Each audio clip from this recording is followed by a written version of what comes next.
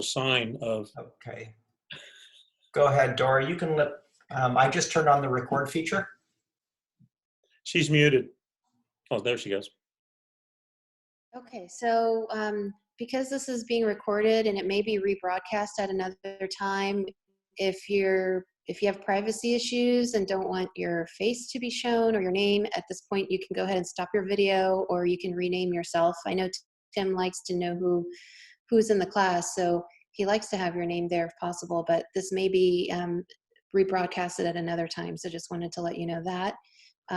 Please try to keep the chat just for questions going forward, because at the end, if there's a lot of questions, we're going to have to make it easier for Tim to go through and answer as many questions as he can. That's it. Thank you. Okay. Tim? Yo. I am turning this over to you. And like Dora said, we will be monitoring the chat. And let's have a great class. This is honestly the first time we've done something like this with so many of you.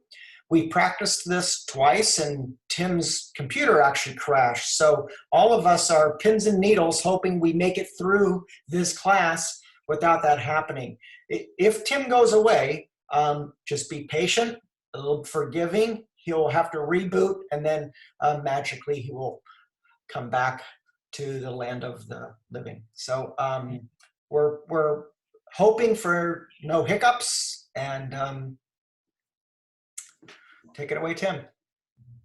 Thank you, sir. I think it's probably important to understand that this is not my medium of choice, but obviously we are where we are as far as what's going on in society and the world with diseases, etc.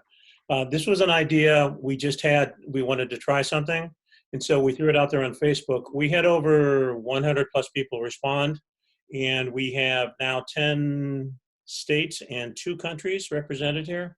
So we're really blown away and kind of amazed at the response, and so it's very humbling and kind of overwhelming. I also am not as comfortable in this particular format as I am in standing in front of people. Part of the reason is I get to move around when I'm standing in front of people, so they can't hit me with stuff as easily. Also, my jokes don't transfer over the internet as well as they do in person, although I'm sure that Tony Corbell and Pete Rizak would tell you that they don't translate in person very well either. But in any event, it's not a very spontaneous venue or format, but we're going to go through, and I put together PowerPoint, and most of you know that I don't really work from notes. I just kind of speak extemporaneously. I have some thoughts that are real important to me. As most of you know, because most of you know me and have seen me speak before, this is a subject that's incredibly close to my heart. I'm very, very passionate about. It's been kind of a turning point in my career. So I hope to share some of that enthusiasm, some of the passion, some of the ideas. You need also to know that we are a community, and right now we're an electronic community, but there are people in this room who are my mentors, who have been incredibly important to me. And so conversations I've had, and you guys already know who you are, and ladies know who you are, where we've sat and we've talked for hours about ideas.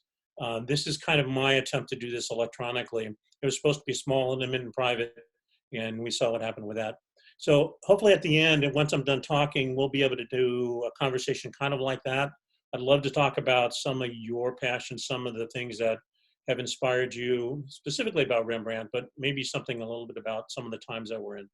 So having said that, I'm just going to dive in, move you guys off to the side, and we're going to start with the PowerPoint. So on a good day, it looks like that. Okay, so you all can see the real Rembrandt. David, can you let me know that everybody can see that? Can everybody see that? We don't have it yet. You don't have it? Wow, this is our first failure. Yeah, it's oh, you know why? I have to share my screen. You have to share your screen. That would have been a long program, longer than normal. Okay, so now, you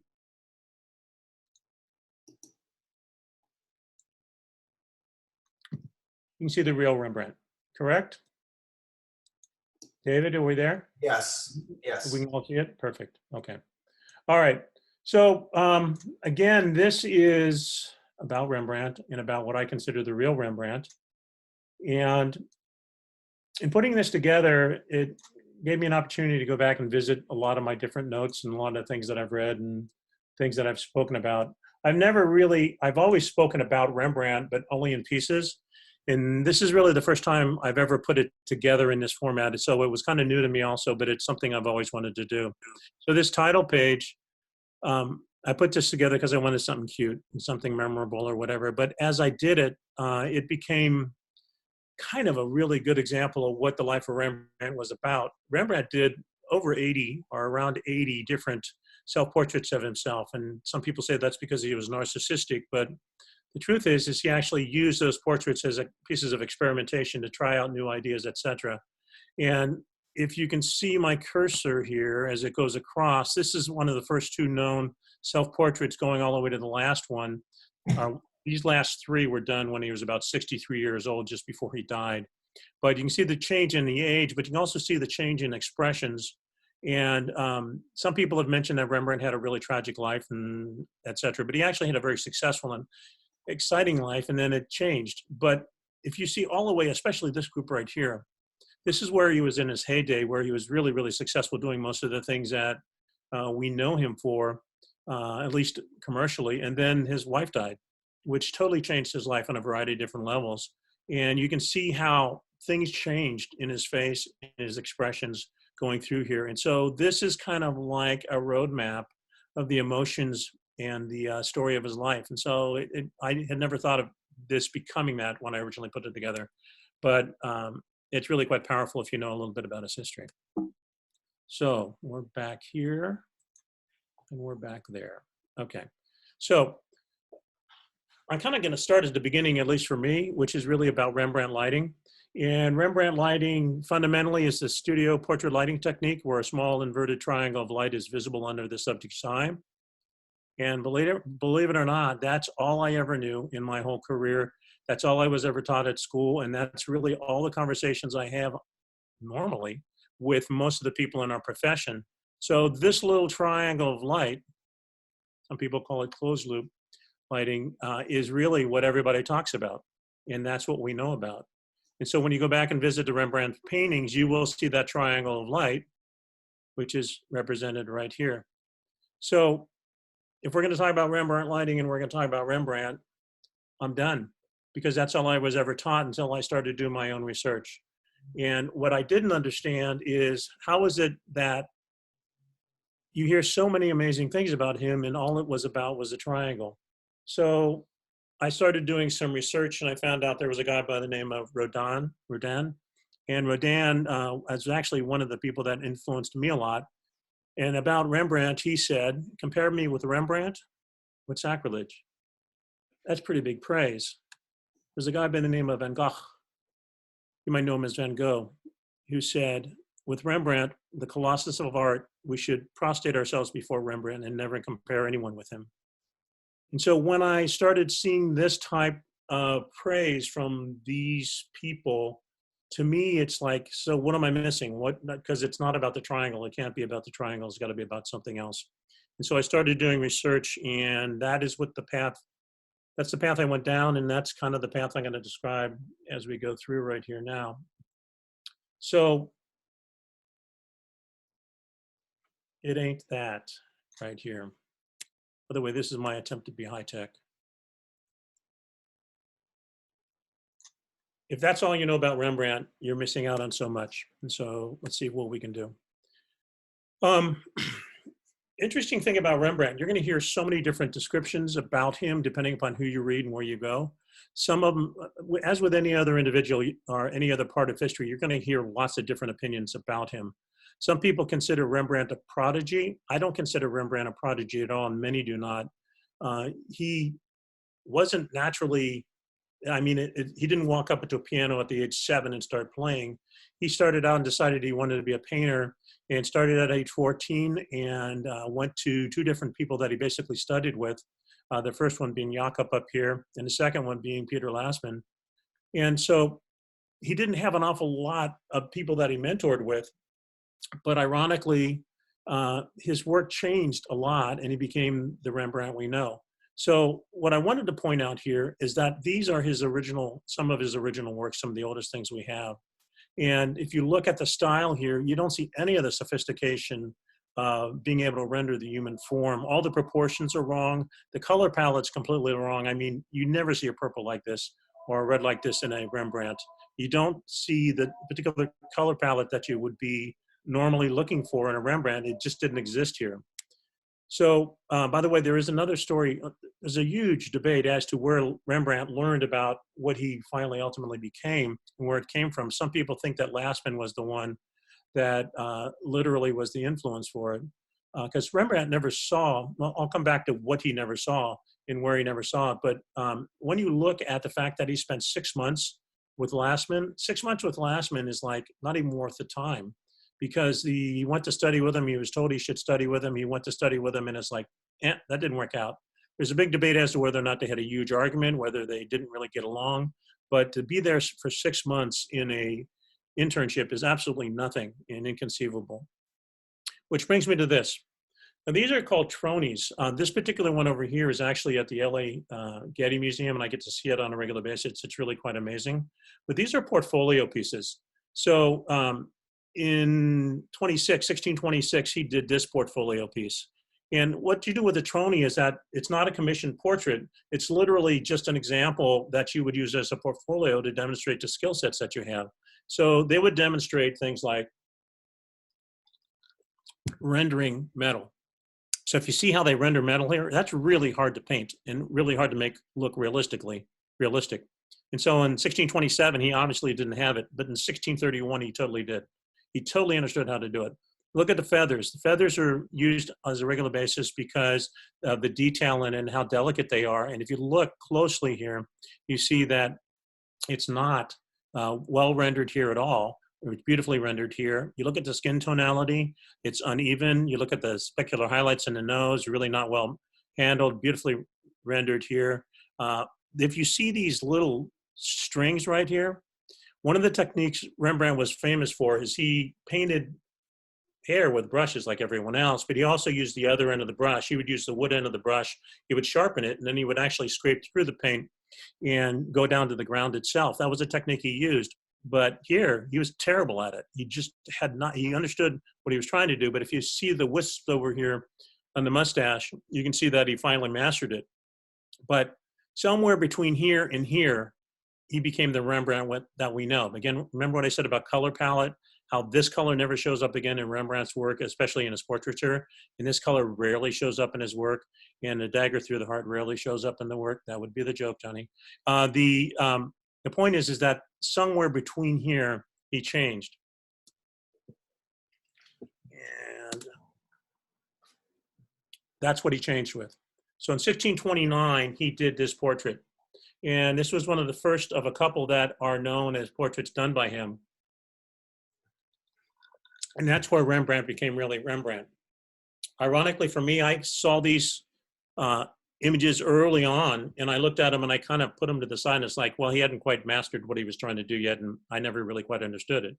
Because look, you got this beam of light coming in from over here. It doesn't really hit all 5 planes of the face. This side of the face is too dark. There might be a triangle here, maybe not. No catch lights really in the eye, just a minor one. It's kind of very difficult to get separation through here. And what is this with the expression? What is he doing? It looks like he's halfway between what we would normally consider a regular expression. So why is this then, in my mind, considered a pivotal image? I found out actually just a few months ago the history of this painting. The original is actually in Indianapolis, and I hope to visit it in person soon. But it's was so significant to him. He actually took on students relatively early on, just about this time, a little bit before this time. He was about 21, 22 when he took on students. And he literally made his students copy this image over and over again. And as an educator, when we find something that is well done and kind of like the pinnacle or the epitome of a teaching principle, we try to make our students do it over and over again to try to emulate it. So Rembrandt did this. There's at least 5 different versions of this out there done either by Rembrandt or by his students, and it's really hard to figure out who did what. But the point is that why would he make them copy it over and over again unless it wasn't significant? So we're going to talk about the significance of this a little bit later. Another significance, however, is that he was 23 years old. And I hear a lot from people, well, you know, back then people didn't live that long. Rembrandt lived to be 63 years old. And that's a full life by anybody's standards, even today. And so he was 23 when he started to really become who we think of as Rembrandt. And so I thought I'd actually go back and look at what I was doing when I was 23, and I would challenge you to think about what you were doing at 23 and put it in perspective. That's what I was doing when I was 23. Are the people laughing? No. Gina's smiling. This particular image was done when I was in college, junior college actually, community college, and I was taking my first photography classes. And Pete and Tony, yes, that is a light meter in my belt. Things never change. The point is that this is where I began, and I obviously have never attained what Rembrandt attained, but it was the beginning, and our beginnings were not that different. He started out as somebody with a skill set, but he wasn't who he was. And the truth is Rembrandt worked harder than anyone else. He was a great innovator, and he was many, many things, but he worked very, very, very hard. So we'll get past that as quickly as possible. So I want to talk to you about real Rembrandt, in this case, real Rembrandt lighting. So I showed you the triangle. That's all I ever knew. And so let me tell you about specifically lighting. So it's your first word of the day. There is no test on this. But tenebrism is a style of painting usually associated with Italian painter Caravaggio and also Caravaggio's followers. In most of the figures, they're all engulfed in shadows. So we're going to take engulfed in shadow and highlight that. Some are dramatically illuminated. We're going to highlight that. And they're dramatically illuminated by a beam of light from often an identifiable source. Tenebrism, or what Caravaggio brought to the world in 1602, was this: dramatic illumination engulfed with shadows and beams of light. So here's an example of Rembrandt's early work. And as you see, really none of it's there. You can see kind of the light source and the directional light coming in from over here, but it doesn't have the impact. It doesn't have the depth of the shadows. None of it has any drama. It's not till you get over to here that you actually see a little bit higher contrast, but all the proportions are wrong. The colors are wrong. The drama is just not there. So enter Caravaggio. Caravaggio, some of you might know this painting. It certainly is well known for what's going on with the beams of light coming across the drama, the dark, low-key environment. If you're an art major, you're going to know it for this hand right here. As you know, as photographers, things that are closer to the lens are larger, and things that are further away are smaller. This hand right here is actually larger than this one here, and larger than Christ, which is closer, which is inconceivable. And most art historians use this as an example of Caravaggio using a tool, photographic tool, called a, oh, thank you, I'll think of the word later on. Yeah, it's out there somewhere. Write it in the text, Pete. A camera obscura, using a camera obscura and focusing on a particular area, then sketching that, then focusing on the other area and sketching that. And when you change and shift the focus, all of a sudden the perspective comes out wrong. And they use this as an example of that. And if you look at this right here, how right here you have this coming off the front of the table, they look at that and go, oh, that's what he did. So beams of light, and this is my more favorite example of that, the betrayal of Christ. And if you see the beams of light coming in here, absolutely incredible. Separate beams of light for here. We call this a butt light over here. That might be a thong, I'm not sure. This is actually Caravaggio up here, and he put a self-portrait in there. Any of you that have actually done product photography and done shiny silvery objects will know that the light source for this, and this are coming almost directly from camera angle, in this case, the artist himself when he's painting it, which is completely different than the light sources that are going on here, here, and here. So the drama that you see here with the depth of the shadow, the way the beams of light coming across and sculpt the face, that is Caravaggio, that is tenebrism, and that's what changed the world in 1602. Rembrandt came along about 30 years later and started doing this. So do you see the beams of light? Do you see the dark shadows? Do you see the sculpting of the face? This was his first experimentation with it. And I think what he considered his best success up to that point with it, it was really incredible what he did. And what he did is took this principle in his later work, you're going to see that he actually dialed it back for his commercial work. But in his fine art personal work, he always used it to great effect. And here's an example of that. So this is a very typical Rembrandt portrait. And so you can see the beams of light actually coming across here. They're not illuminating this part right up here, and even in here, it's actually just beams of light like that. And it's from Caravaggio that he learned it. And it was one of the things that completely made his work different than anyone else's, as shown here. So these are three portraits that are kind of contemporaneous portraits. Actually, Frans Hals and Rembrandt worked with the same clientele and pretty much the same time. And you can see in some of my classes, I call this global lighting, where the lighting's the same top to bottom right here. And so there's no fall off on the light down here. There's no fall off on the light down here. It's the same even illumination, even though there's a sense of direction. If you look of this portrait here of Agatha Bass by Rembrandt, you'll see that there's a beam of light coming across right here. This was one of the images that I first actually discovered it. I was on my honeymoon with the lovely and talented. We were at Rembrandt's studio, his actual studio in Amsterdam, and this was on display. It's normally in Windsor at the gallery there, and it was on loan and there. And I did something a very dear friend of mine taught me to do called concrete shoes. Thank you, Arthur. He's here with us today. And I was standing in front of this painting for about 15 minutes looking at it and thinking, man, this is just like really amazing light here and the detail and what he did rendering wise, etc. Somewhere around minute 12, I realized, well, what the heck? I do a lot of window light work. Why is this shoulder darker than this shoulder over here? Because the window light side is always closer and more brighter illumination. And what was he doing? And that was the first time I ever saw the beams. And once you start looking for them, you'll see them over and over again. By the way, this is also an incredible example of understanding your clientele. Even though these guys worked with exactly the same people, Rubens did not. And so you would never see a Dutch woman in this outfit. You would never see these colors. You would never see the cleavage. You would never see the looseness, the neck, all the rest of it. And you wouldn't really see this pose. And even though they're all amazing artists on their own, and they have their own particular styles, understanding what your clients are interested in and who you work for is really essential. And this is such a great example that I use over and over again.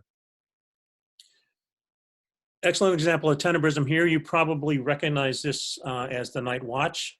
Is probably considered the pinnacle of much of the work that he did. I show this for a couple of reasons. One, for the beams of light, and it's really obvious to see them coming across and illuminating different people. But the other reason why I show this is I'm going to digress for just a moment. This is not about lighting, but this is about posing. And we all do a lot of group shots professionally, and we might do images like this. Rembrandt, as many of his Dutch contemporaries were exceptional at group portraits. And so this would be a group portrait, and this is a group commission portrait. And so instead of lining it up, he turns lining them up in a straight line and doing them on steps or boxes or whatever. He turns it into a narrative. And the story goes that he actually, the people that paid the most money ended up in the front of the painting, although we never really know about this girl and the fish she's carrying. But the storyline, the narrative, the use of composition, the use of design, and the use of light on this is, I don't think, ever been attained again. So, and let's bring to this, again, another really strong example of that tenebrism where there are beams of light coming across.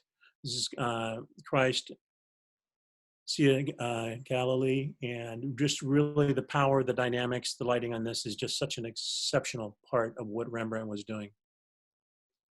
So I tried to emulate that, and this is my meager attempt at doing kind of that style. The point behind it is that I'm trying to do beams of light coming across, You can see it here. And the illumination on the face is very different than the illumination on the body on both of these. This is a softer light, less contrast. This is a much harsher light, much more specular light. With the specularity, the shininess of the skin is very different between the two areas, and that's exactly what I'm trying to achieve here. I'll talk about that later, but that's one of the inspirations behind some of the work like this. So I want to talk about the second word of the day, which is actually two words, which is homogeneous light.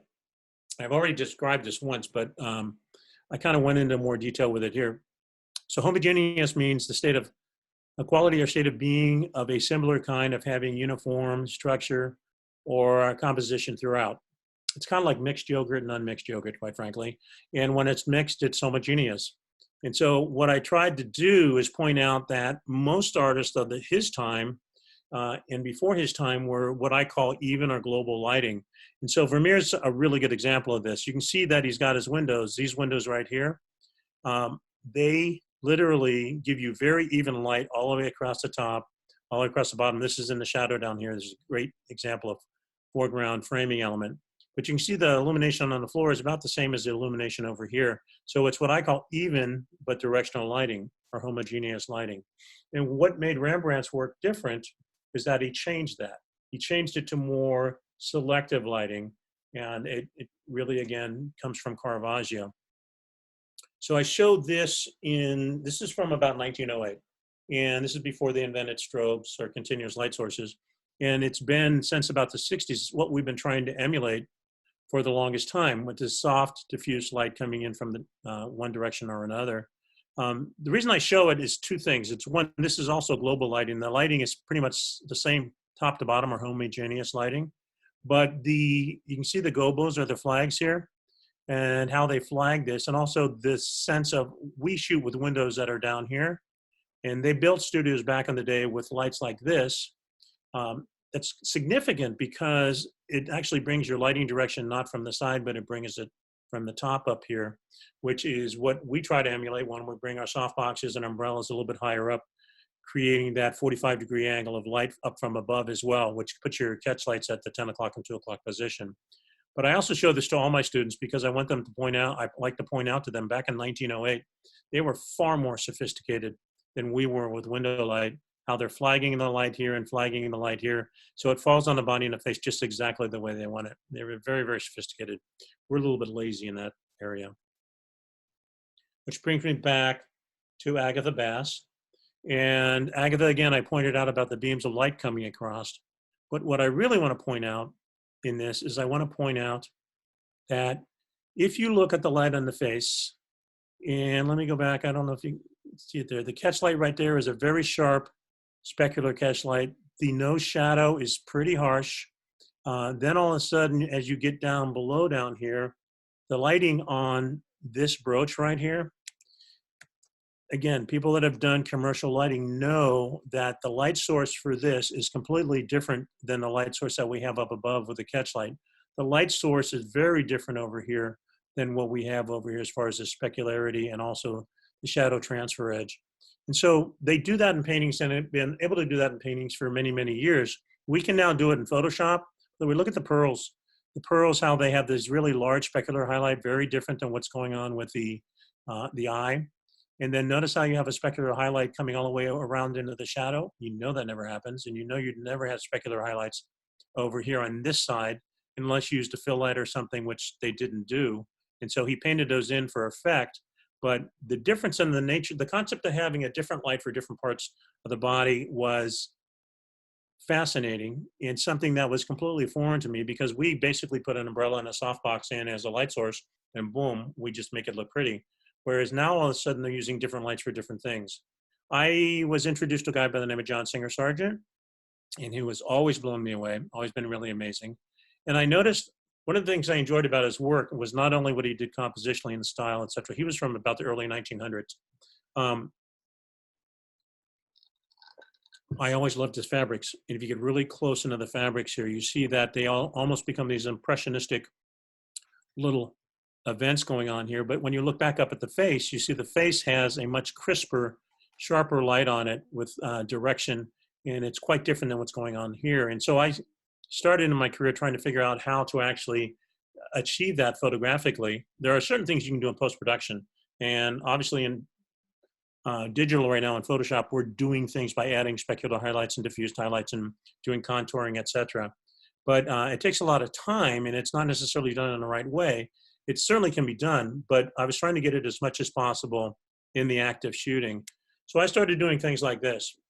This particular image on my left, some of you might know, it might be my most successful image. It exists in 2 permanent collections of 2 museums currently. It's close as I've ever got to 100 in a PPA competition. Did go lone, but it was my attempt. It was the story behind it actually is that this little girl was, her mother was in one of my classes, and her mother, we were photographing, we were doing lighting demonstrations, etc. And her mother says, you know, my little daughter's here, and I sometimes dress her up, and would you like to photograph her in vintage costumes? And actually, that's normally a recipe for disaster. But I looked at the little girl and I looked what she had, and I said, yep, I'm there.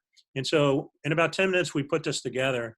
And there are some amazing people out there doing incredible work. The Edmonds are really good examples of that.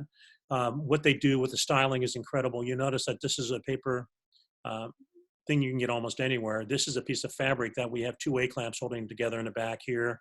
This is just a book we had floating around, and that's just a very large doily or whatever lace thing we have, and then a string of almost pearls. But I attempted to do it in a style that would be reminiscent of Rembrandt. And so I was demonstrating it to the class. And do you see the beam of light coming across the face? Now the specularity on the face, the specular highlight, the shadow, the density of the shadow, the sharpness of the shadow transfer edge. And yes, I did put the triangle in there. Sorry, I couldn't help myself. But you compare that to what's going on down in the hand, and the hand and the fabric are a much less specular type of work or specular type of light, and so it renders completely differently. So that would be one of my more successful examples of it. Most people that look at this image never ever even think of that. They just look at the beautiful girl and the lighting on it, and they look at the expression and they go, yeah, that looks like a Rembrandt, and so they go with it. But there are about 4 or 5 other layers on top of things that I've learned from Rembrandt that I really tried to incorporate into this shot. I did this one, incorporated this one, because this is window light. And I had never done it before. I was doing a window light demonstration. David was there helping me. And I thought, what would it be like if I did that same principle of a beam of light coming across, and so that the lighting on the face would be different than the lighting on the body. And we actually figured out a way how to do it. And I hope you can see the difference between the specularity of the glow of the face, the contrast here versus the contrast of the rest of the body. That was all done with lighting. And those are some of the things I'm playing with. This is another variation. All these images were done for a class demonstration at West Coast School. And this was my subject, which is an incredible subject, but I decided I wanted to do that same principle in a dialed back version. So I brought the contrast down, much different than what I did in the other 2 pieces that I showed you. And you can see the definite beam of light coming across here, different specularity than what's going on here. Same thing, the face is a very different feel than what's going on in the fabric and in the outfit in the foreground. And the same thing, the face here is very different than everything else going on in the body. That has become a pretty typical approach to the way I'm lighting things now. I can either do it incredibly dramatically or subtly, but it's been a path that I've been on for quite a while. And I show this, and I'm thankful for the Oregon group for bringing me up. I did this at their night they had before the programs, where they had the opportunity for people to come in and photograph models. Really, really great environment. I showed up late, and so everybody had been working for a while, and these 2 models actually ended up being free. And they were up against a white background, and they were with this very large, almost 7-foot umbrella. And so I asked the first one to pose for me, and I did this shot. And then this guy comes walking by, and I released her, and he and she are obviously very different subject matters. And so I literally decided to use the same light in a different way. And so this, if you see the specularity and almost the intensity and the contrast of this on his face versus what it's on his body versus this is my background light also, that was all done with one light. And yes, Tony Corbell and I had what we called the Iron Chef contest at West Coast School. last year, and one of our first things we did was a single umbrella and a reflector. And we were working at the same time with a lot of intensity, and it was really a lot of fun. And then we showed our images up on the screen, and I saw his, and it's like, okay, he's serious. And so I've been practicing, Tony. This is what, next time we meet, I'm coming for you. So again, single light produced all of those different fields of light, single umbrella. So that was Rembrandt lighting. And so I want to talk about another thing that most people are not aware of, and that is Rembrandt actually during his time was considered, not because of his lighting, but he was more well known because of his expression and how realistic his people actually looked. So I kind of want to address that. So if you remember, again, I mentioned he did this when he was 23. It's one of 75 plus portraits done of himself. But we talked about the expression here. What Rembrandt actually started doing at this time is he started experimenting with expressions, and that's exactly what this is an example of. And so he would paint himself over and over again in different scenarios so that he would be able to practice how to get emotion, intensity, etc., out of the individuals he was portraying. And so these would be also some of the pieces that he would do. This is called the Laughing Rembrandt, also up at the Getty. And this is a very famous etching that he did in 1630, kind of during that same time. By the way, this is also another thing that most people don't know about Rembrandt. Rembrandt, if you talk to somebody that does printmaking or etching, they will tell you that he was probably the top 5, definitely within the top 5 of etchers of all time in all history. And when you listen to Picasso talk about Rembrandt, he's mostly talking about his etching style. There are things that Rembrandt did with etchings back in the 1600s that they still don't know how he did it. They were that incredible. Basically what you do is you take a copper plate and you basically carve out, by making scratches, reliefs in there, and then you would coat it, and then the areas where you had carved the metal away, you end up with basically reservoirs of ink, and then when you put it in a press, it turns out like that. It's also another example of Rembrandt being pretty brilliant business-wise. He not only did his portraiture, but he also had different product mix. So he was able to make a lot of these. He would do an etching, and then he would be able to sell it as a much more price-effective point. And so at a lower price point, much more accessible. And so he would sell a lot of these in multiple volumes because you could make multiple prints as opposed to coming in for a big ticket item like a portrait. But then the other source of revenue that he had was actually the teaching, which I already mentioned. But here's the expressions you can see.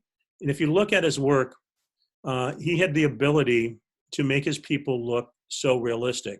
And so this is a close-up, and excuse the reproduction quality of this here, because it kind of went crazy here. But if you look at how empathetic, how believable, how real they are, and he did a variety of different things to make that happen, but his people looked more realistic than anyone else during that time, and also much more into the future. I was also just reading that the other thing that made his work so believable is that it would be the equivalent of how we sometimes over-retouch.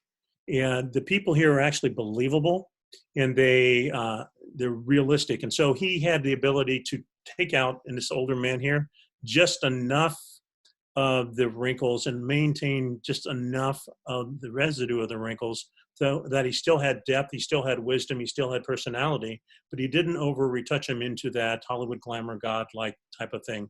And that was one of the things that made his work very believable and very accessible. And this is a portrait of his during that successful time. So again, look at the expressions. They're not over the top. They're very simplistic. But if you look at the eyes and you look at the intensity there, they are just real and they're accessible. And no one else was able to do that the way he was. That's what people came to him for. And I ended up with these. These are later on in his life. But look at the expression here. And look at the subtleness of what's going on with the eyebrows. Look at, there's a lot of pain you can see here. This, again, this is later in his life in a very difficult time. This is from about the same period. It is the emotion that he's able to portray through the techniques he's using and his ability to render expression. It was absolutely incredible. So edges. This is also a relatively recent discovery for me. I'd always known about it, but I never really quite understood the sophistication of it. What I mean by edges is this. I was watching a video on YouTube. It was about trying how to do an exact duplicate or trying how to master the style of John Singer Sargent. So when he was going through teaching them how to paint, one of the things he had to do, he was dealing with actually artists, painters, and he was literally having them, they had to get them to paint faster because he tended to paint more quickly than most, but he also started doing something about edge control. And so then an example of that would be the softness of the edge here as it goes through here, and the softness of the edge here and the sharpness of what's going on here. And the instructor for this class was describing that during the 1800s, 1900s, when John Singer Sargent was painting, that there was an obsession in the art industry, in the painting world, about edges and how you render edges. And they started out actually softening them or selectively softening them and using them to control your movement throughout the frame. And so once I realized that they started softening things intentionally, there's kind of like this hierarchy of how we view things. One of the things we talk about on a regular basis is that our eye tends to go to the lighter areas, which they do. But then our eye tends to look for contrast, which it does. And then the next layer down is it looks for sharpness.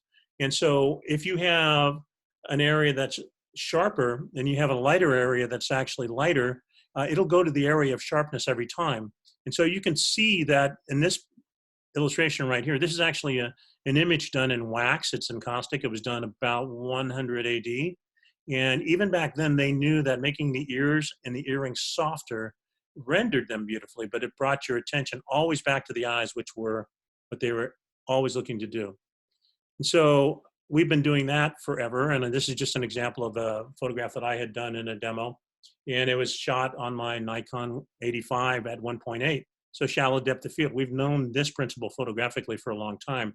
But when we do softness, we do it on a plane. So this plane of focus here is sharp. Fortunately, I got it in the front eye. This eye goes softer, and as you get further back, it goes softer, softer, and softer, but it's always on a plane. Painters figured out that they could do it not on a plane, but where they wanted to go selectively. And so it was a couple months ago, as you might have seen the post when I rediscovered, the Facebook post when I rediscovered these drawings. I hadn't seen them in a long time, and then I started looking at them, and I was so fascinated about, again, Sargent had the ability to render faces beautifully, but naturally and believably. And so I saw these, and I was just enamored with them, and then I looked at them really closely. I couldn't figure out why I always kept going back to the eyes, because areas out on the outside, just like a high key portrait, this is the lightest area. This is much lighter down here than what's going on up in the face right here, but I always ended up right here. And this is such an incredible illustration of edges. If you look at the hair, how loosely it's rendered, there's nothing really sharp there. There's nothing really sharp along this edge here. And all of these contours have been softened just enough so that they render the impression or the mood of what he's trying to portray. But everything, you cannot leave this area without coming back. And that taught me about what I call selective softness. And so I started to look back at Rembrandt's work and realized that he had been doing it in the 1600s. If you look, the eye is the sharpest thing here. This is further back and softer, but then the whiskers right here are a little bit sharper, but he uses selective softness or control of edges to always bring you back home where he wants you to be. It's very subtle, but incredibly powerful, which brought me then to this. So I showed you this image earlier. This is an image I did of David, and this is what the original image looked like. And you see how this was shot on an 8x10" camera on 4x5" film. So it has inherently shallow depth of field anyway, but you can see that this distance, even at about 5.6, there's enough depth of field to keep the front of it sharp and the ears sharp, etc. But what I went in and did is I made another layer, softened it, and then I started to selectively pull back the areas that I wanted. And so what I want you to see is how I've softened areas like this and areas like this. I brought it softer here, kind of feeling a little bit like shallow depth of field, but I didn't do it on planes. I did it on areas. I wanted a little more attention here, but I wanted to bring it back here So I all have everything pointed in this direction. I found 2 days ago, in revisiting my notes on Rembrandt, a quote where he talked about something called sfumato, which I've mentioned in a lot of my teaching. Sfumato actually comes from the Italian and means out of the smoke. Da Vinci's most famous example of it would be the Mona Lisa. And it's the soft edges that are there that bring you again back to the eyes and so many other different levels. But it's about soft lighting, it's about soft edges. And the quote was that Rembrandt was familiar with this sfumato, which was a technique that had been used for quite a while, but he used sfumato specifically to increase the sense of depth. And I thought, And so what I want you to look at, you're going to have to figure out for yourself. This is with no softening of edges. And you can see it's a nice rendering, and it's what we're used to looking at. But then if you look at this, tell me if his face doesn't feel like it's projecting forward and that the rest of this is going backwards. And so he's coming forward, this is going back. And to me, this technique is not only reminiscent of the style, but it's an actual powerful execution of how we control how people look at our images, not just with shallow depth of field, but with selective, controlled use of edges. That's my latest discovery. I don't even know if I'm good at it yet, but that's something I'm definitely attempting to do. All right, so I'm going to go to impasto. Impasto is not ice cream, and it is literally a technique of using paint in a very thick way, in a very loose way. Got myself in trouble talking about that just recently on Facebook also. But impasto is a technique used in painting where paint is laid on in an area of the surface in very thick layers, yeah. Usually thick enough with the brush or palette knife strokes so that they're visible. They can also mix the paint right on the canvas if they want. That's the principle. You guys might know the work here, guy by the name of Van Gogh. And so if you look closely, his brush strokes were not only a vocabulary, especially his use of color with the brush and how he put complementary colors together, etc. But the way the brush strokes become the technique is important, but what's even more important is how he was able to express the frenetic value, the compassion, the energy, the chaos in this work through the use of brushstroke. So the reason why I want to show this to you is that when they first started out in the beginning of Rembrandt's career, he was very much typical where they were trying to make sure the brushstrokes didn't actually show up except when you were trying to do individual brushstrokes here. But this was very typical of rendering paintings during that time. And they had been doing it since the early Renaissance, and so they had gotten really good at it. And so you were kind of at the point where they wanted to go somewhere else. So Rembrandt really wasn't the first to lead this style. This is a really bad reproduction, but you can see there's absolutely no brushstrokes there. It almost looks photorealistic or photographic. But then when you get to this illustration in 1661, St. Bartholomew, which is also at the Getty, you start to see what he started to do with brushstrokes. And he wasn't the first one to do the impasto. People like Titian, for example, before were working with it and dealing with it, but he took it to a brand new level that no one had gone to before. And they were trying to get it originally when they were doing it, they were trying to get it so that it was just looser and a little more about the feel of the fabric than it was about the actual technical rendering of the fabric. When he got to this point, this became about the emotion of this work. And by the way, look at the eyes, look at the empathy, look at the feeling. Look at how the fabric is rendered, how loose it is. Rembrandt also had a quote about the fact that he didn't want his people to get too close to the work. He actually had an anecdote where he said that don't get too close to the work, because the paint fumes will kind of get to you. So he asked his people to move back a little bit. And the intention is that this work looks better further away. We now look at it very closely, but it has a feel and emotion and a power and intensity that is unique. And he was one of the ones that took it to a whole new level. There's a particular painting called The Jewish Bride I saw also on that same trip to Amsterdam with my wife. And I have since discovered that this is a pivotal image, because if you look at the sleeve, you can see that not only are there brushstrokes there, but he started layering things on top and building up structures that were absolutely insane beyond brushstrokes. You can see it happening here, all sorts of different places in this particular illustration. There's a story about Van Gogh going by with a friend of his, and he stood in front of this painting and he was reduced to tears in front of the Jewish bride. He wrote something, and this is a loose translation, where he said something like he would gladly give up 10 years of his life to sit in front of a painting, this painting, for 2 weeks, eating only a stale crust of bread. He stayed for hours in front of this painting and would not move.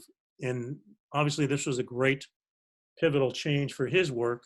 It turns out if you actually look at what he was doing in Paris at the time, he left Paris and realized that what Rembrandt and others were doing with brushstrokes, he did not have the technical skill to do.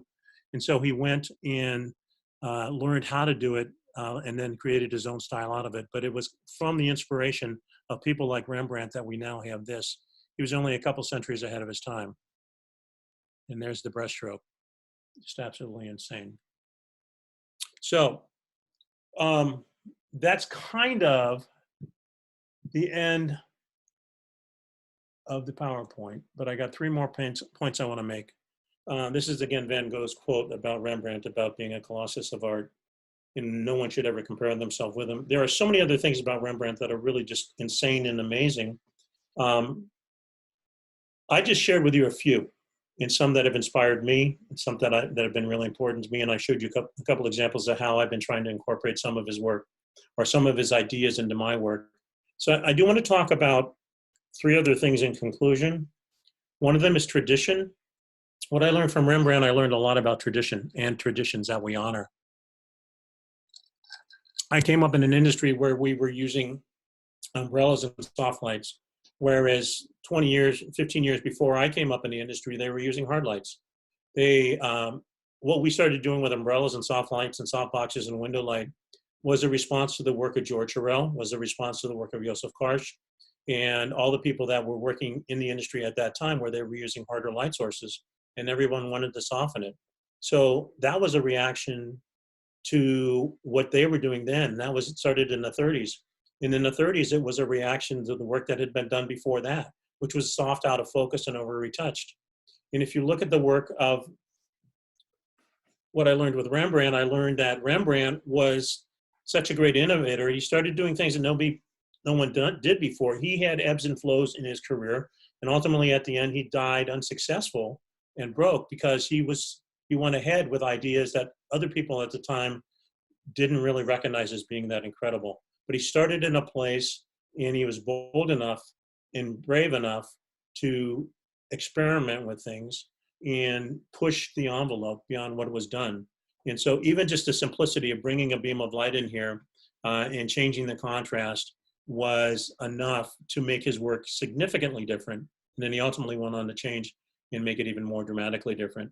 I show this image here stylistically and this image over here, which you've already seen.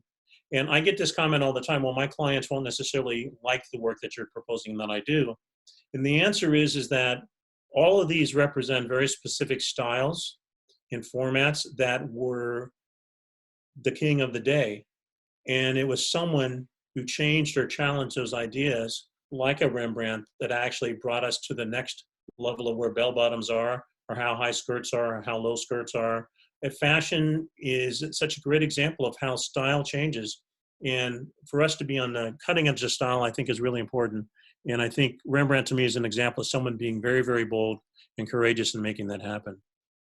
I threw out technique because I think technique's important, and I gave you a whole variety of different things on technique that I think are significant. This particular book, you see how it's all worn and beat and has, I don't know, there's like 25 Post-it notes on pages that have things like this for illustration, where I've gone in and I've written all over the book, because it's about, this is the best book I've ever seen if you're really interested in Rembrandt's techniques, etc. He has 2 books out. It's Ernst van de Wetting. He's totally the source, but there's other people like Charmin and others that have really good content, but I don't know. Charmin talks about Rembrandt being a really depressed guy leading a tragic life, and I don't really believe that's the case. I think he's definitely went through a lot of very difficult times, but there is so much that he gave in so many different ways. And this is an illustration of what Wettering does, which is here's Rembrandt's work and here is someone else's work. And he's pointing out that the Dutch at that time understood that when the light from would bounce off the face here and illuminate the shadows in here, and they knew that too. That was pretty common knowledge. And they understood that light from here would bounce up in here underneath the eyebrow here and give a little bit of illumination, and it would also change the color. And they knew it here also. A lot of people also knew, for example, not only do you put a catch light in the eye, but you put areas of moisture, specular highlights underneath the eye, and it makes it look so much more real and so much more believable. And the part I cut off down here actually talks about the major difference between this and this is that this guy rendered it so perfectly, so minutely, and Rembrandt did it loosely, and it gave it a believability that this looks too plastic and this looks real. And so again, Rembrandt was known for not doing perfect images, but people as they actually really were. And so my point is about technique. If you guys want to do a hunt for different words, Rembrandt was a master of hooting. And you guys have no idea what that is. And you can even Google that, and it won't even exist anymore. But it was a technique for actually separating things from the background, using control of contrasting colors, tonalities, and values. And he was a master at it. And he was recognized for it in his day, but that's not even recognized now as a technique in what we do photographically. He's also a master of spezzatura, which is, if you Google that, it doesn't even exist in the lexicon now as what it was back then. This was the very beginning of painting with looseness. And he was also a master of sfumato, which I also expressed to you. But having said all that, nobody really cares. Nobody cares that he was a master of all those different things or all the different techniques that I've talked about. They care about how it looks. They care about how it makes people feel. And again, Rembrandt was known for how his people were so believable in the emotions and they were so accessible. And so I described some of the techniques that got him there, but nobody cares about the techniques. And so what I learned is that do not let the technique be the master of the artist, but let the artist be the master of the techniques, to use them in the means in a way to achieve the artistic end that they want. And then my last thought is about where art meets business. And I think it goes back to that point where it's like, well, my clients won't like that, or my clients want to see more light in the eyes, or they don't want to see deep shadows. And I totally get that. But I think you need to understand, we have 10 different states here, 2 different countries, and work on the East Coast looks different than work on the West Coast. Work in Bozeman looks different than work in Dallas. Work in France looks completely different than the work in England or the work in Spain or Italy. And so it really depends on who your clients are. You need to understand where you come from, where they come from, but you also need to know how to challenge and to push and to find new ideas. I look at where we are right now, and we're basically doing a restart, and I know that word probably gets misused, etc. But we're at a point in history and photographic business, etc., that we're probably not sure whether it's going to look exactly the same when we come out of it as what it looked like when we went in. And I think it's probably realistic to believe and to assume that it's going to change somehow. And so I'll use just this as an example. I would look at the age group that we have here of people and say, most of us probably didn't spend that much time when we were busy in our lives because of our age, spending a lot of time on YouTube, spending a lot of time on some of the different channels, etc. We just didn't have time to do it. Now look at the amount of time and the way you get your information. And I pretty much predict that when we leave where we are now, how we get information for all of us, including our age group, is going to change and has already changed. It would be inconceivable that I could put out a Facebook post a year ago and 10 countries, or 10 states, and 100 people showing up. To me would be inconceivable, yet today it happened, and it's not that uncommon. We communicate this way now, and I think it might be one of the ways we're going to communicate, which brings me back to, how are your people in your business is going to communicate? What type of work are they actually looking for? And how is it actually going to translate? So do not let business suffocate art. And whether or not you just experiment, as Rembrandt did, and maybe pay a price and maybe have a different product line separate from what you do to make your money. Whatever it may be, that's important. But for us to progress as a society, as an art form, especially photography, requires the boldness I just discussed. And I think that I learned that from Rembrandt above all. So David, can we open for questions? Yeah, I think this is a good time that we segue into the question and answer period. Tim, could you first go ahead and stop sharing your screen? No. Yes, of course. Great. So I think the best way to do this, if you have a question, use the hand gesture feature, and then Tim, you can kind of go ahead and call on somebody, and then what I will do is we'll unmute them so that you can hear the question, and everybody else can too. So, and I thank you guys. You were so well behaved for this. It makes us almost want to do it again. You want to describe what we're thinking about doing? Well, I was let you do that, but yes, we Tim had when we talk about presenting this material, and anybody that knows Tim, this is so close to him that he has so much material. So much of what he wanted to present ended up on the cutting room floor, right? So we got this down into a preview session rather than the director's cut.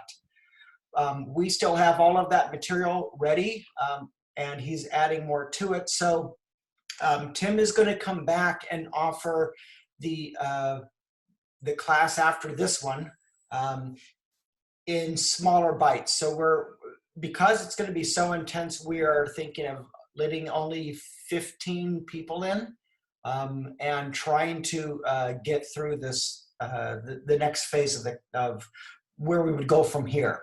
And Tim, I'll let you speak to that. Well, really, the idea was I wanted to talk here about ideas, about concepts, about things that motivated me and moved me, things I've discovered along the way. But again, Rembrandt's a painter, and so I can't teach you how to do his techniques in painting because I just don't know. But I'm looking for ways of actually transferring some of his ideas, I showed you a couple of them, into photographic techniques. And so what I decided to do, I've taught some of these principles in other classes at West Coast School and some of the programs you've seen me at. But what we decided to do is put together another program. It's a 3-hour program. The idea is to limit to 15 people. It would be online like this, but it would be specifically about how I've taken photographic technique and possibilities and used those principles. I used Rembrandt's ideas and translated it into photographic technique. So if you're interested, we put it together. That would be a charged one. We would charge for the 3 hours. I don't know if you want to put the link or just email them a link. And if you're interested, great. If you're not, don't worry about it. If anybody's interested, leave me a message in the chat and I will send you the link. I had to really twist Tim's arm to offering this class for $99. So there it is. Okay, let's go ahead and jump into the question and answer part. And again, use the hand gesture. If you can't find it, just go ahead and wave and we will find you. So I'm going to switch my look to gallery. And actually, I'm seeing a couple questions over here already. Thank you, Paul. Oh, you mean you're in the chat? I'm in the chat. I see Callie here said she's interested in learning more about hooting and the especially color values. Get the book. It has a really good reference to it. And I could show you the page for it. But because nobody even talks about that principle. And if you're interested in painting and or more sophisticated levels, get the book I showed you, the Rembrandt's, the Painter at Work. And he also, Van der Vetting has another book also that I don't even have. That he's the king, and he's less BS and more about technique. Okay,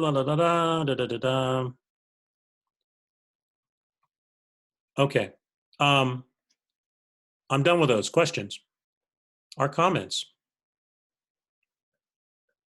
Anybody? Wow. Okay. Wow. If I could visit one gallery, where would I go?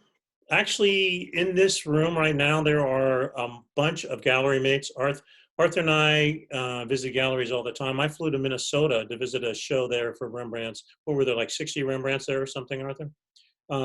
And we spent a couple days there, which they couldn't understand why we actually spent a couple days there, while most people would come in and leave after 2 hours. And we were there just going back over and over again, looking at the work. You know, actually, there is, in California, there's a pretty good collection. I don't know, they're all different. I guess it really depends on what you're looking for.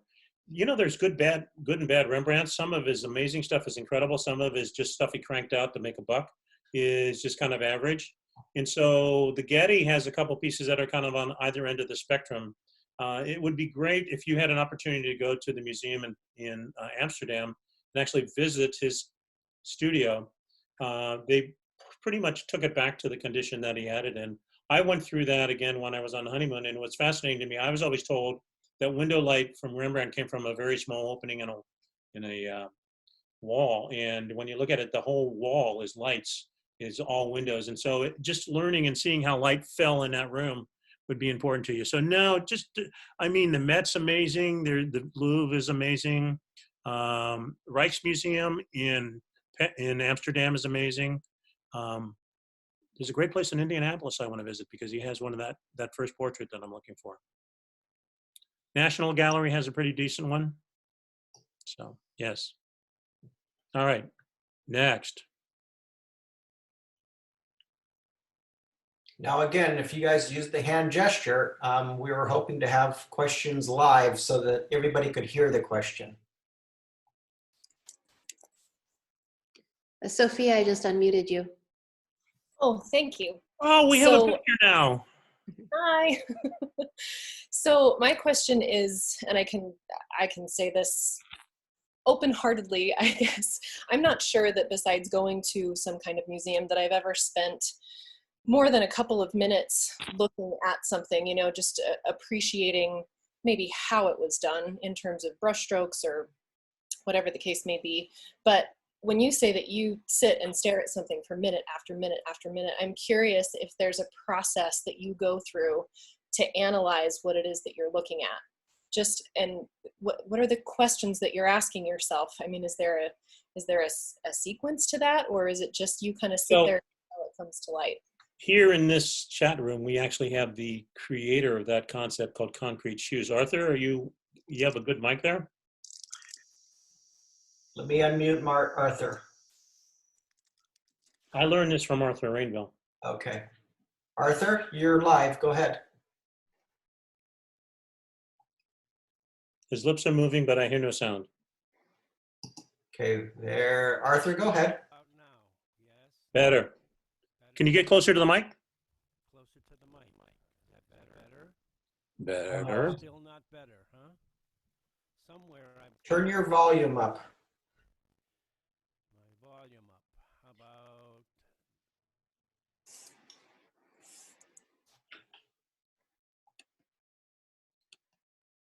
No. no, huh? All right, then let me, I'll paraphrase and you tell me where I got it wrong. The idea is he gave an assignment to all his students, and the idea was that you would literally I got go. it. How about now? Yes? Oh, yeah, we're there. Yeah, okay. All right. So, hi everybody.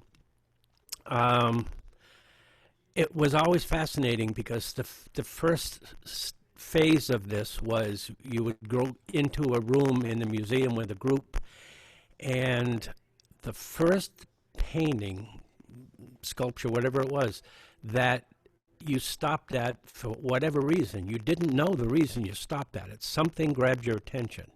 That meant you had to stay there. And you go through phases. So the first thing you do is you go through the normal looking at it, trying to understand what it is you're looking at.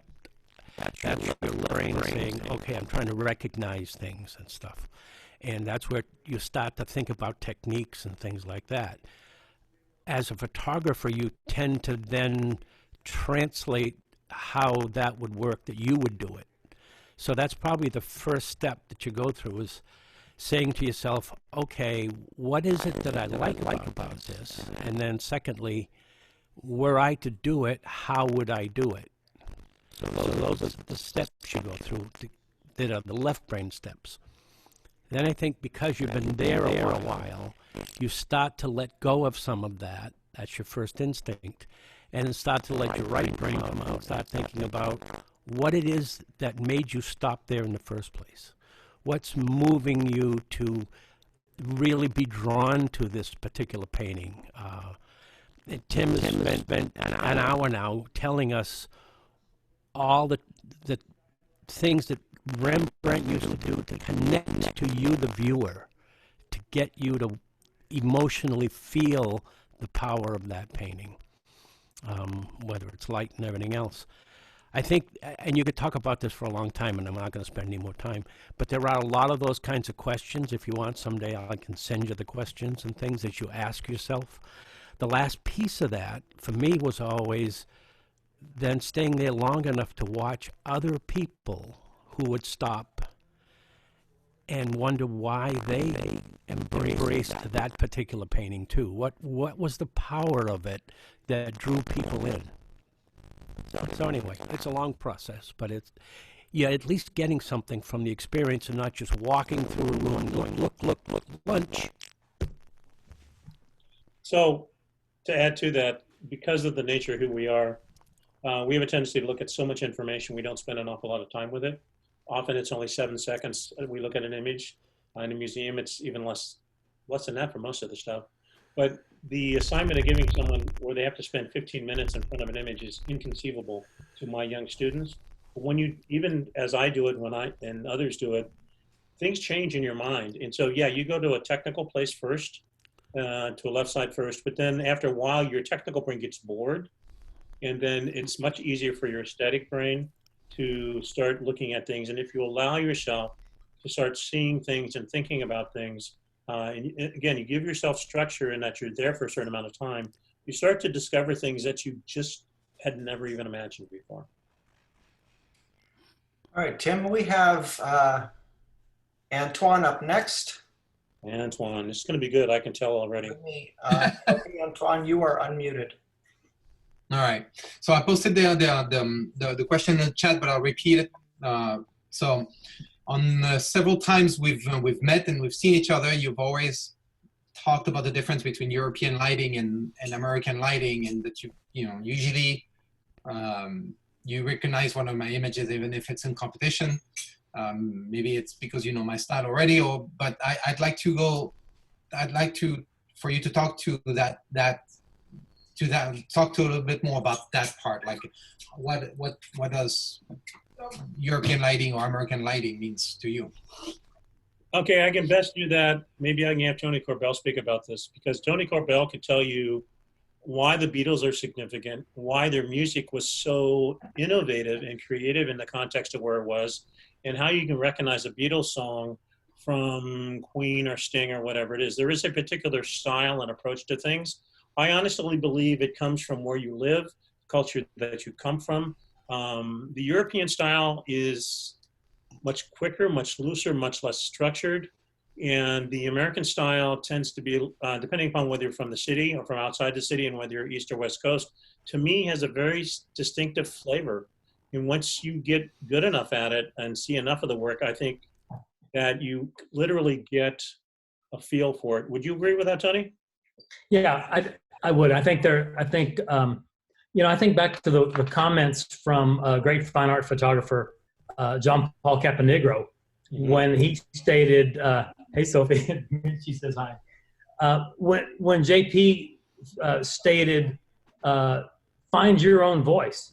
Stop trying to be all things to all people.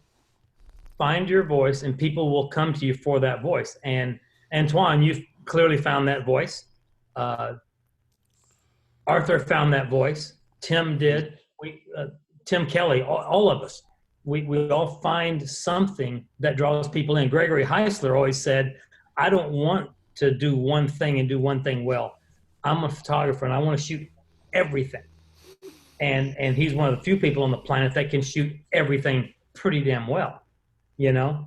But most The people way he need does to it, find his the approach thing to that it speaks is to them. incredible. Yeah. Yeah, I mean, you have to find the one thing that speaks to you and go that direction and follow that path. And if you make mistakes, great. Maybe they're meant to be there. Maybe they're not mistakes. Maybe that's you, you know. So you've got to take those pathways when they come to you and follow your heart on those things. I learned that from Arthur 20 years ago. Okay, thank you. I appreciate that on the feedback. Well, not the feedback, but you know, what you had to say about. Okay. Next is Randy Siegel has a question. Let me find Randy so I can unmute. Right below you. Right. My screen isn't like yours. Here we go. Amen. And where's Randy? There's Randy. I'm actually not Randy. I know. I'm Randy's better half, as Tim knows, or worse half. I don't know. You're the other She half. stepped away, and she has a question, I think, about concrete shoes, she said. She wrote it in the chat comments. Okay, so I think Arthur answered that one. Yeah, we quite pretty much well. covered that. We kicked out with concrete shoes. Yeah. Okay. Okay, and somebody just wrote, my three favorites, Tim Meyer, Tony Corbell, and Arthur Renville, all in the same place. Pretty amazing, huh? Socially distanced.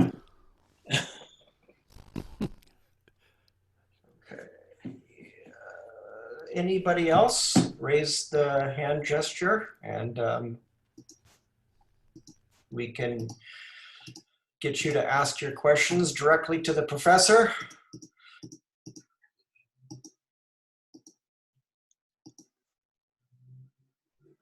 No. Okay.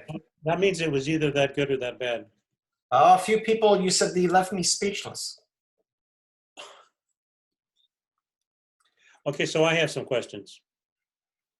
Andrew. And Well, you know who you are.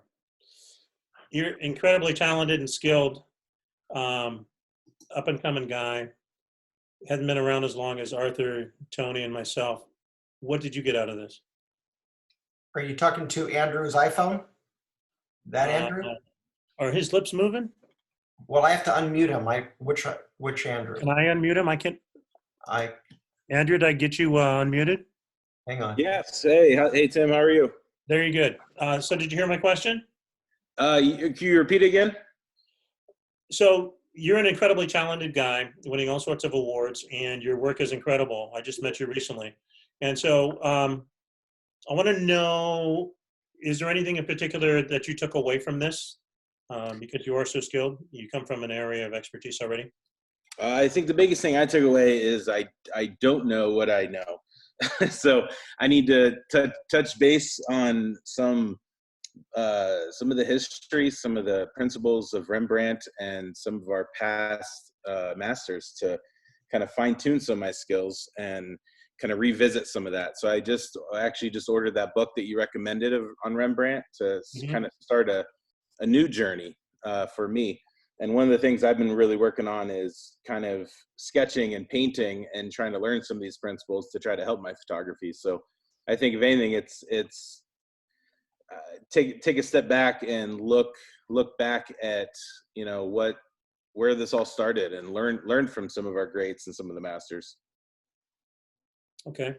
So David, I want to throw this out as a question to everyone here.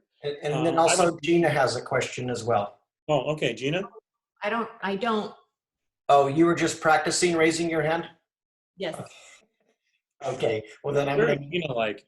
Anyway, my question is, for any of you in the room here, is there anything that really surprised you about what you heard today that either hit you in a particular way, or is there something that has changed your point of view? Is there something really valuable that you're taking away from today? And I'd like to know what it is. Raise your hand and then I can bring you in. Anybody would like to answer that question? Brian's over there. Okay, hang on, Brian. Let me get to you. And Brian, you are on. The use of global light like Vermeer. Brian, you have to pump up your volume a little bit and start over. How's that? Better. Okay. When you talked earlier about Vermeer's light, the kind of global light, and then the Tenebrism light, the Caravaggio light, sometimes we get stuck in these, one way or another. And Pete Rizak and I saw that when we went to the portrait gallery, how everything was broad lit. And maybe you can speak to like how we get stuck in these trends, and yet we look back on this work and it's beautiful and we embrace it. But then, I'm maybe speaking a little bit from image competition. We say, oh, well, that won't score well. How do we get out of that box? I think Arthur talked about it, artistic imprisonment one time. Yeah. Actually, a lot of us have talked about it. When I was talking about tradition, that was really my way of walking around that topic. And so I was trying to point out that pretty much everything we do, I'll use print competition as an example. Almost all the judges, almost all the educators that are out there were educated by people that had been educated in the 60s and beyond the 60s. And so a lot of the mentalities, a lot of the phraseologies that we use, and a lot of the things, how deep the shadows can be, whether or not it should be broad lit or short lit. I mean, there's just a whole list of them. A lot of those come from a generation that started in the 60s. And so if you were to go before that, the definitions would be completely different. And so if you take the work done from the 30s to the 50s, it wouldn't do well in print competition at all, yet it was actually iconic and incredible. And so unique in a way that's not recognized now. And so it's like we've been eating chocolate ice cream for a really, really long time, and we kind of forgot Neapolitan. And so we don't really know, because the educators, my point is I think it's mostly the people that are educating and teaching. They're incredible. And the people that are teaching, there's some of the best content I've seen in a long time out there. But Arthur, myself, Tony, and many of the others in the room here have spent their life really trying to get people to look outside that box and say, you know what, this is a great box, but it's a small box. And so that's kind of my quest, which is the whole point about most people know about Rembrandt is the triangle. And that's like, that's stupid. That's a huge, huge loss if you don't know some of the other things that he accomplished. And so that's just one small example of that. And so the truth is you have to push the limits and be willing to have a print score of 72. Okay, Pete Rizak, let me unmute Pete. Professor, can you hear me? Oh, unfortunately, yes, sir. First of all, thank you so much for being so gracious with your knowledge once again for so many of us. I've greatly appreciated learning again from you today.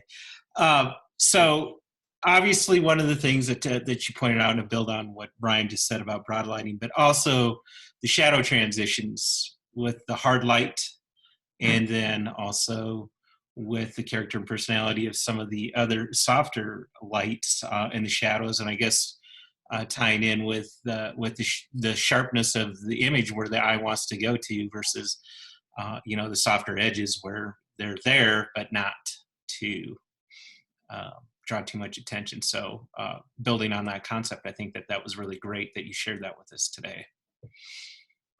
Is there a question? No, I was just saying thank you. That one of the things you wanted me to take away was the sharpness. That was answering my question. Yeah, no. So thank you for that. Thank you. That's excellent. Okay. We have Celia next. And Arthur Rainville also raised his hand. Okay. So let's go to Celia. And then Celia, let me unmute her. Okay. Am I on mute? Okay. You are good to go. Hi. Thank you so much, Tim. This is a great program. And I stress again about on the sharpness thing, it just drove my head today because I did not think of that. I always thought about the sharp of the light and the shadow, and the eye goes to the light, but never thought of the sharpness. So I really got a very important piece today from it. And I'm yet to go back and see how I can apply that to multiple portraits, because it's very obvious to see that in a single portrait, but I wonder how I can apply it to multiple people in the same shot. Group shot. A group shot, yeah. Even if it's not large, but still, is it allowed to, like, it is a good idea to sharpen every face of the group, or? So the image I showed you, done by John Singer Sargent, of the two kids, the little girl in the white outfit and the older brother up above. John Singer Sargent was also incredible at group shots, just like Rembrandt. His compositions and design were through the roof. I just discovered the selective sharpness and how it pushes things forward and back, and it works in a way of dimension as a way also of directing the eye. When I went back, when I learned that principle, I went back to that particular group shot I showed you and realized that what they did is they de-emphasized the fabric and the edges of the fabric and re-emphasized the eyes. And so, yeah, you can do it in a group shot. It would be amazing. It's wonderful. It's like 3D. I never thought of it. Thank you. You going to Arthur? Arthur had another question, and a lot of people are actually throwing comments into the chat session. They're great. They're great comments. I wish you guys would put your hand gesture up so that everybody could hear them. Robert, I see you. I'll get to you right after Arthur. I need to find Arthur again. And so I can unmute Arthur. And then Tim, if you want to just peruse through the chat. I've been looking through, yeah. Okay. Okay, I just had a quick thought. Am I up and running here? You're up and running live, sir. Okay, all right. So Tim had mentioned the early days when he started, and it was umbrellas and it was soft boxes and things, and he had some beautiful images that he's done. And it's not that you can't do this with soft box or with any light. I was fortunate to be a stage ahead of, further back, evidently, where we didn't have soft boxes and umbrellas. We had parabolic lights, and I was lucky enough to know and learn from Karsh. And he would use nothing but one light source, and we were getting those beams of light like Tim has been talking about in Rembrandt. So my point is, if you have been intrigued by what you've seen today and you want to give it a try, you might have to get a different light source than what you're used to using if you're using light umbrellas and soft boxes. And we're lucky nowadays, and we have all these great little lights, but you can do it with a flashlight. And you might just want to go out and get a couple of flashlights and try your beams of light, and you might get real excited about something new. That's old. That's all. I've got to say, I've got some really expensive lights, and really, if you've ever had a class with me in a studio environment, you know that I use a lot of ProPhoto and a lot of other modifiers, etc. And there's a lot of people, I mean, Chris Knight, he's doing some really nice stuff where he's cutting the light. That's really beautiful. There's a lot of different ways of getting there. And the key is understanding where to place the light.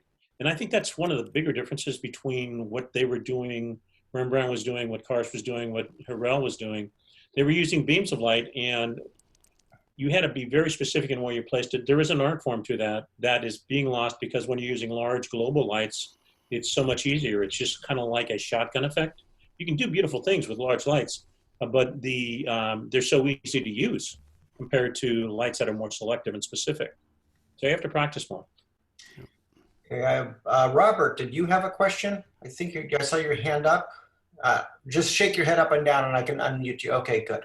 While I'm unmuting Robert, Tim, I'm going to go ahead and plug your class. I just got a message from Kat that it is actually now on the website. If you guys want to go to California Center for Digital Arts, look for the online classes. You will see Tim's class, which will be in 2 weeks, same time, Thursday, but 2 weeks from today on the 30th. And it's priced at $99 for only 15 people. So you guys are the first to hear that. Robert, I'm still trying to unmute you. And then Antoine, I see that your hand is up too. Okay, Robert, you are live with Tim Meyer. Okay, well, David and Professor, I want to thank you for actually facilitating this. How cool can it be? And then being one of the older guys here, starting in the 60s with parabolics and barn doors and all that, and evolving into a flashlight has been quite a transition. And we have to appreciate that. But one thing I'd like to talk about is the actual round table that we're having right now. I think that's unique in itself, to have this many masters and phenomenal photographers in one group talking about portraiture. And portraitists, inherently, portraitist photographers have always shared their information. And Tim, you've been one of the best to be out there and with your generosity and sharing the information and your interest and your passion. Thank you, dude. You're doing a great job. And I think this should be just the beginning in this type of forum on any particular subject, whether it be lighting or posing or just how we appreciate art in general. So thanks again. And one thing that you always seem to mention when I'm around you is a chiaroscuro, however you might want to pronounce it. You didn't mention that today, but all about lighting, and that's what we do, all about people. And so thanks again. I really appreciate it. Thank you. Thank you. I didn't see Tim Kelly hanging out over there. I knew he was originally scheduled, but now I see him actually over there on a different part of the screen. There's more people over here that I totally ignored. My gosh. Okay, so Antoine has another question for you. Antoine, live again with the professor. Okay. So first of all, here, this is what I have. There you go. And wait a minute, my book wasn't in there. Where was my book? Sorry? Where was my book? It's on the way. It's on the way.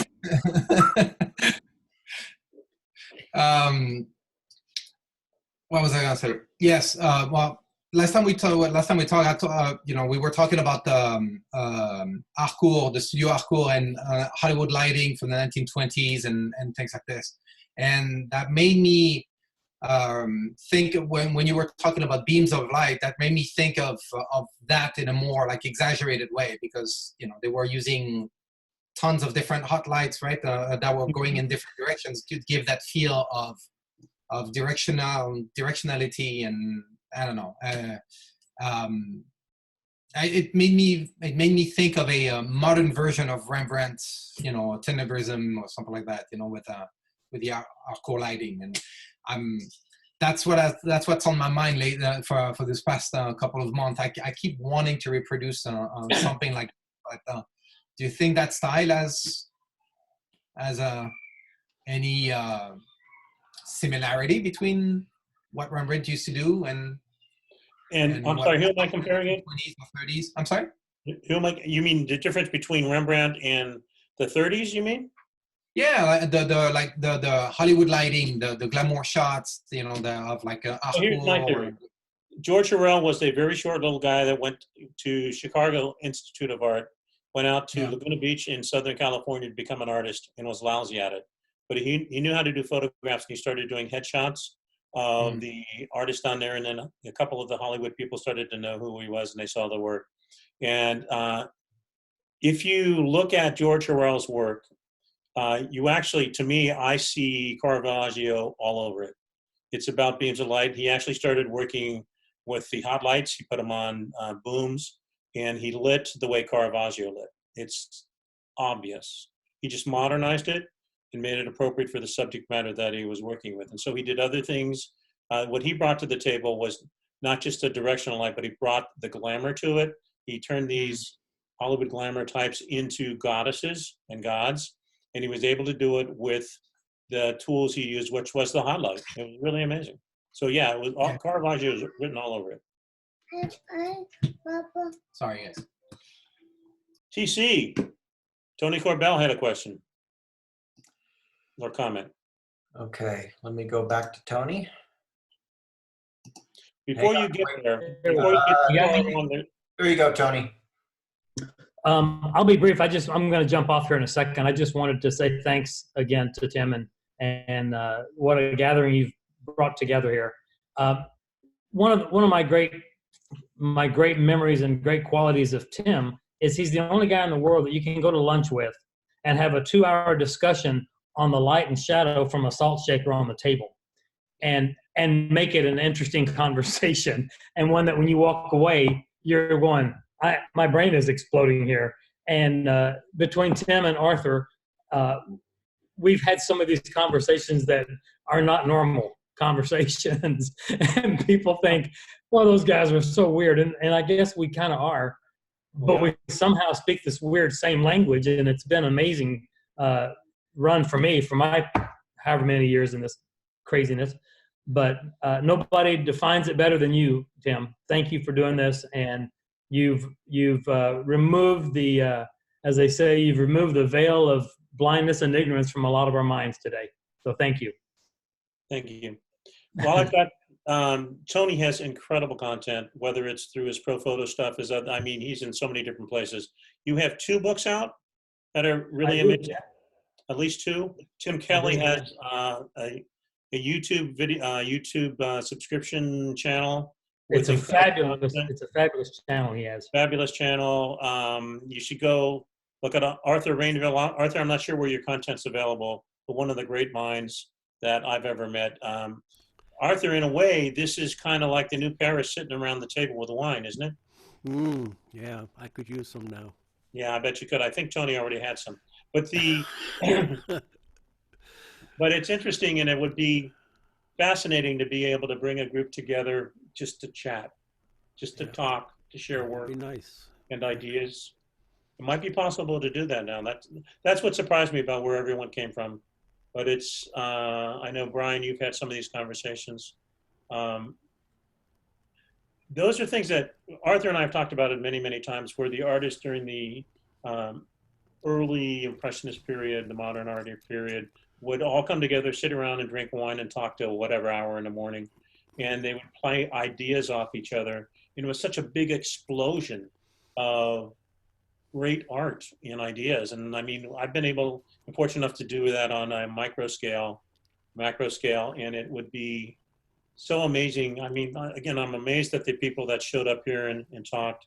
I mean, I sat at the feet of Tim Kelly. I don't know how many years ago that was, Tim Kelly, but that was a lot of years ago. I was his yellow jacket at West Coast School and just sat and watched and listened and absorbed.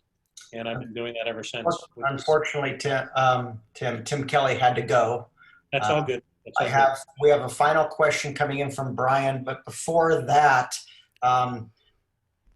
Karna from the wine country, right? Yep. Napa. She brought a Diet Coke to today's session for you. Thank you very much. I appreciate that. Wine, she brings you a Diet Coke, and she's right there in Napa. So thanks for that, Karna. And Brian, we'll wrap it up with you. And then again, you guys, if you want to go to the site, I will send you a link for the class. There's a few spots left. Thank you. Those of you know that you jumped on and you are in the class. There's still a few spots left. Yeah, mine was actually a thumbs up to Tim's comment about how it would be great to come together and have these kind of roundtable discussions and maybe pick a topic and kind of dig in on it. Soaking up just the wisdom from so many different people on this call would be something I would love to see happen.